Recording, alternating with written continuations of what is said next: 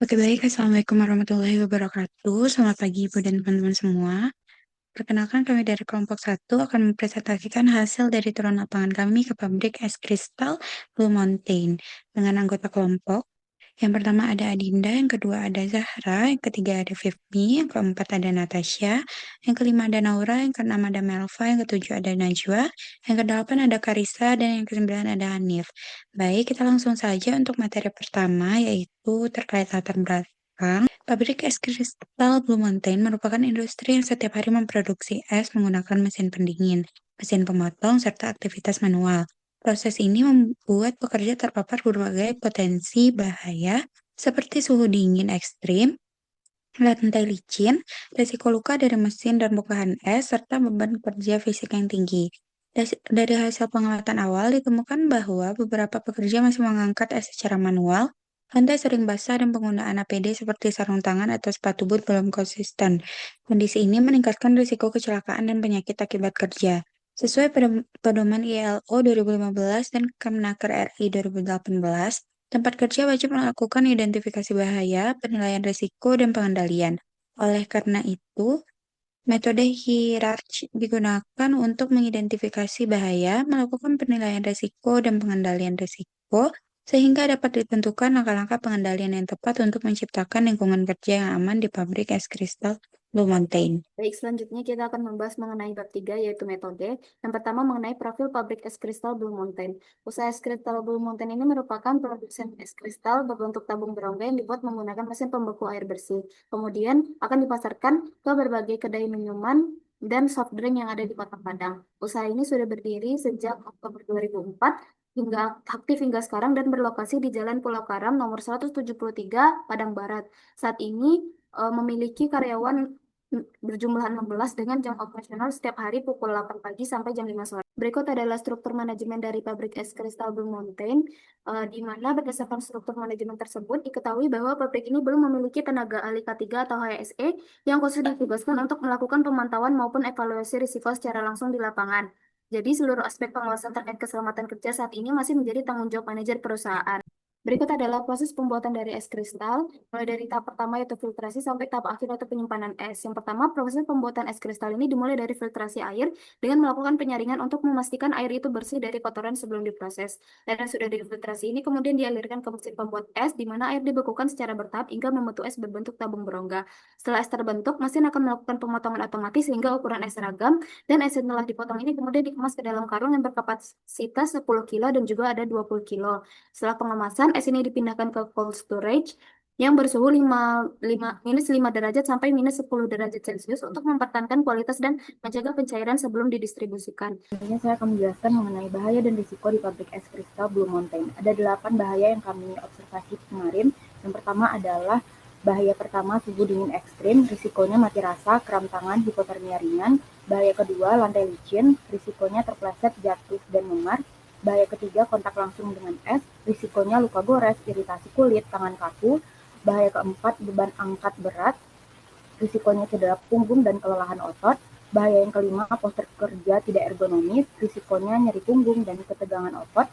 Bahaya yang keenam, kebisingan mesin, risikonya gangguan pendengaran dan pusing. Lalu bahaya yang ketujuh, risiko atau bahaya pada bagian mesin bergerak, risikonya adalah terjepit dan luka potong. Bahaya yang terakhir adalah kelelahan kerja, risikonya adalah penurunan fokus dan potensi kecelakaan. Baik, selanjutnya kita akan membahas mengenai kasus yang pernah terjadi. Yang pertama itu ada luka gores pada tangan. Para pekerja beberapa kali mengalami luka gores saat menangani es dan peralatan karena tidak memakai sarung tangan, sehingga terjadi kontak langsung dengan es yang tajam dan permukaan logam yang menyebabkan kulit mudah lecet, terutama ketika tangan sudah mati rasa akibat suhu dingin. Yang kedua, terpeleset di area produksi. Kasus terpeleset terjadi karena lantai sering basah dan oleh lelehan es dan pekerja tidak memakai alas kaki anti-slip. Kondisi ini membuat area produksi licin dan meningkatkan risiko jatuh, meskipun sebagian besar hanya menimbulkan cedera ringan. Selanjutnya itu tools manajemen risiko yang digunakan. Pada pabrik ini kita menggunakan metode HIRAT, yaitu Hazard Identification, Risk Assessment, and Risk Control, sebagai alat utama dalam penilaian risiko. Metode ini digunakan untuk mengidentifikasi bahaya, menilai tingkat risiko berdasarkan kemungkinan atau likelihood dan keparahan atau severity, serta menentukan pengendalian risiko yang paling sesuai. Diraj ini dipilih karena sederhana, mudah diterapkan, dan mampu memberikan gambaran yang jelas mengenai prioritas bahaya yang harus dikendalikan di area produksi. Selanjutnya itu hasil identifikasi bahaya. Yang pertama itu ada aktivitas bekerja di area bersuhu rendah atau ruang penyimpanan es dengan potensi bahaya itu paparan suhu dingin ekstrim, tubuh mengalami perubahan suhu mendadak saat keluar masuk ruang dingin, kondisi di ruang sempit dengan sirkulasi udara terbatas, dengan dampak itu cold stress, kaku otot, dan juga ketidaknyamanan kerja berkepanjangan.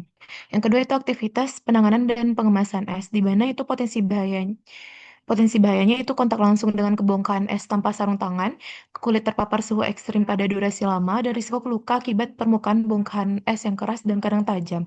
Di mana dampaknya ini ada iritasi kulit, tangan memerah, dan juga mati rasa. Lalu ada juga risiko frostbite ringan dan juga menurunkan kontrol genggaman jika barang jauh dan menimbulkan cedera lain. Selanjutnya itu aktivitas mobilitas pekerja di area produksi dan packing, di mana potensi bahayanya itu adalah lantai licin, genangan air, dan juga minimnya alas anti-slip di beberapa titik, di mana dampaknya itu ada risiko terpeleset dan jatuh, cedera dengan seperti memar, keseleo, dan juga patah tulang, dan juga potensi jatuh saat membawa beban berat. Selanjutnya itu aktivitas berada di dekat mesin produksi es, di mana potensi bahaya itu meningkatnya kebisingan tinggi dari mesin kompresor dan pemotong es, dan juga paparan kebisingan jangka panjang pada intensitas yang melebihi ambang batas.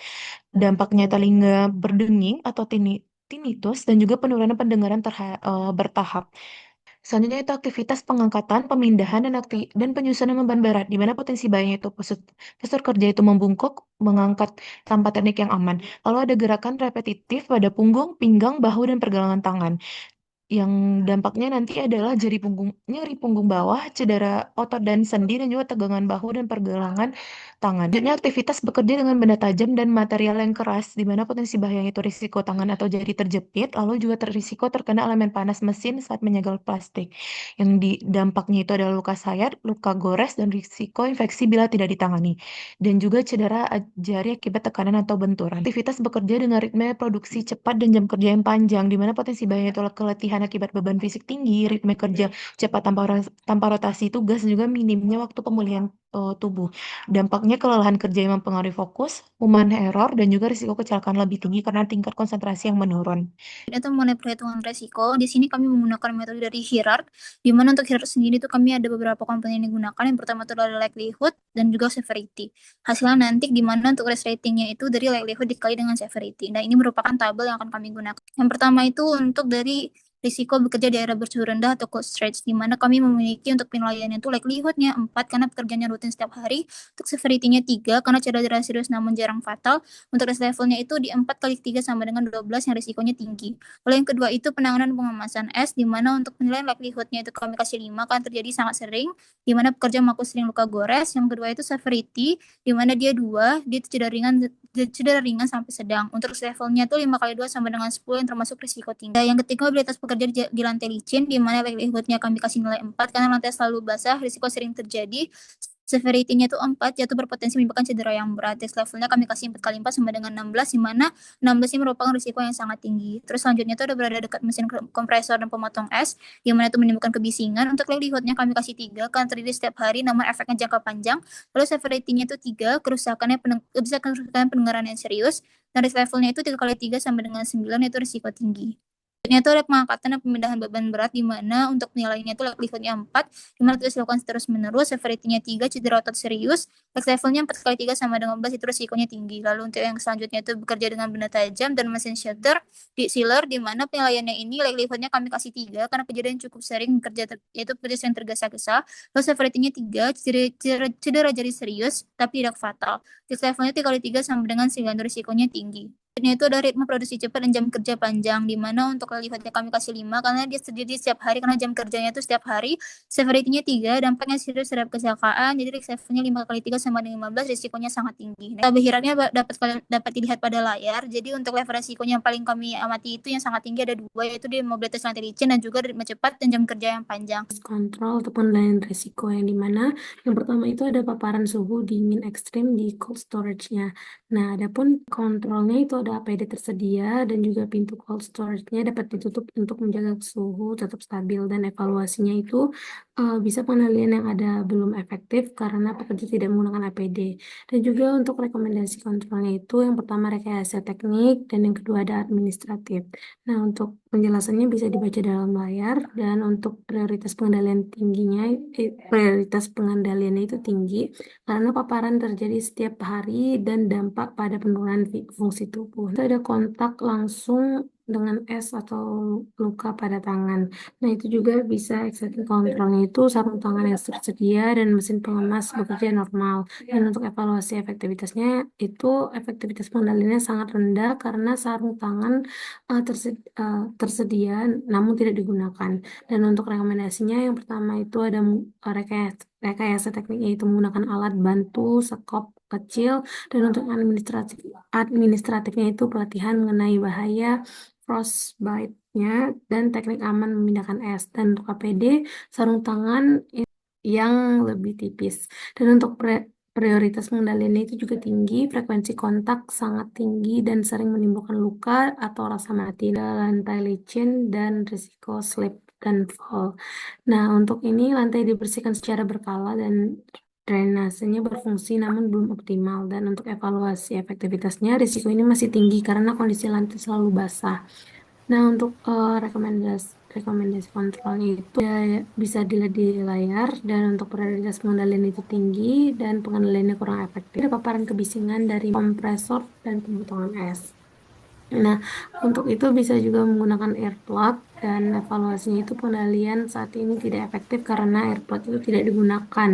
Nah, kemudian untuk rekomendasinya itu pemanasan peredam suara dan pengaturan waktu paparan kebisingan. Dan yang selanjutnya untuk APD itu penggunaan earmuff atau earplug dengan NRR noise reduction rating sesuai standarnya. Nah, untuk prioritas pengendalian itu juga termasuk tinggi karena paparan bisingan berlangsung terus-menerus. Pengangkatan beban berat dan postur kerja buruk. Nah, ini bisa menggunakan SOP penggunaan mesin tersedia. Terus mesin berfungsi normal tetapi tidak memiliki guard. Nah, untuk evaluasi efektivitasnya pengendalian hampir tidak efektif karena tidak ada alat bantu lifting dan tidak ada pelatihan manual handling. Nah, untuk rekomendasinya itu penyediaan hand trolley dan sisanya bisa dilihat di layar. Dan prioritas pengendaliannya juga termasuk tinggi. Nah, risiko jari terjepit mesin seller dan kontak dengan benda tajam. Jadi untuk itu bisa dibaca dalam layar. Beban kerja tinggi dan ritme cepat jam kerja panjang sosialnya. Nah, itu pembagian kerja mengikuti ritme produksi dan pengendalian ini tidak efektif karena tidak ada sistem rotasi. Pertama, aktivitas dengan risiko tertinggi adalah langsung saja disimpulkan bahwasanya kontak langsung dengan es, terus bekerja di lantai yang licin dan suhu dingin di cold storage itu yang dilakukan setiap hari ini merupakan aktivitas dengan risiko tertinggi. Kenapa dia risikonya tinggi? Karena kebanyakan pekerja tidak menggunakan APD secara konsisten dan kurang adanya pengendalian teknik seperti suhu yang diatur, terus lantai yang basah dan kebisingan yang tinggi. Pengendalian yang udah ada adalah kayak APD dan semacam sepatu boot dan hairnet saja yang udah ada. Ada juga seperti karpet yang anti slip di bagian cold storage dan mungkin hanya itu saja dari pengendalian yang udah ada gitu. Namun di beberapa tempat masih licin. Kemudian implikasinya tuh ketidakcukupannya itu bisa menimbulkan dampak pada keselamatan bekerja kayak cedera ringan hingga cedera serius seperti patah tulang. Namun itu kembali lagi kepada bagaimana pekerja berhati-hati dalam melakukan pekerjaannya. Jika dibandingkan dengan regulasi yang berlaku seperti Permenaker tahun nomor 5 tahun 2018 tentang K3 lingkungan kerja dan Permenaker nomor 8 tahun 2010 tentang APD, sebagian besar pengendalian yang ada belum memenuhi persyaratan. Penggunaan APD-nya nggak disiplin, terus tidak ada kontrol teknik atau untuk kebisingan dan suhu dingin. Juga nggak ada tersedia alat bantu angkat, menunjukkan bahwa aspek K3 belum diterapkan secara optimal di perusahaan belum non-trend. Adapun saran perbaikannya kayak teknik seperti pengendalian lantai licin, slip and fall dengan menggunakan pemasangan lantai atau karpet anti slip. Kemudian untuk kontrol administratifnya lebih bagaimana pengaturan ritme kerja dan jadwal bekerja dari tiap dan jadwal istirahat dari tiap pekerja tersebut. Adapun APD yang diperlukan banget rasanya memang hairnet, kemudian sepatu boot yang digunakan secara rutin dan sarung tangan. Pada Hanif, untuk bagian kesimpulan itu bisa kita dapatkan dari di mana kita dengan berdasarkan hasil identifikasi tadi di proses kerja di pabrik es kristal Blue Mountain dapat disimpulkan juga bahwa sebagian besar aktivitas kerja ini memiliki tingkat resiko tinggi hingga sangat tinggi, yang mana jika dibandingkan dengan standar K3 dari Permenaker nomor 5 tahun 2018 dan Permenaker nomor 8 tahun 2010, kondisi pengendalian di pabrik ini masih memerlukan peningkatan agar memenuhi persyaratan keselamatan dan kesehatan kerja. Next. Untuk bagian saran sudah dijelaskan juga oleh Hanif tadi bahwa diperlukannya penguatan pengendalian teknik, peningkatan pengendalian administratif, dan juga optimalisasi penggunaan APD. Sekian dari kelompok kami. Apabila ada kata yang salah, mohon dimaafkan. Wabillahi taufiq wa hidayah. Wassalamualaikum warahmatullahi wabarakatuh.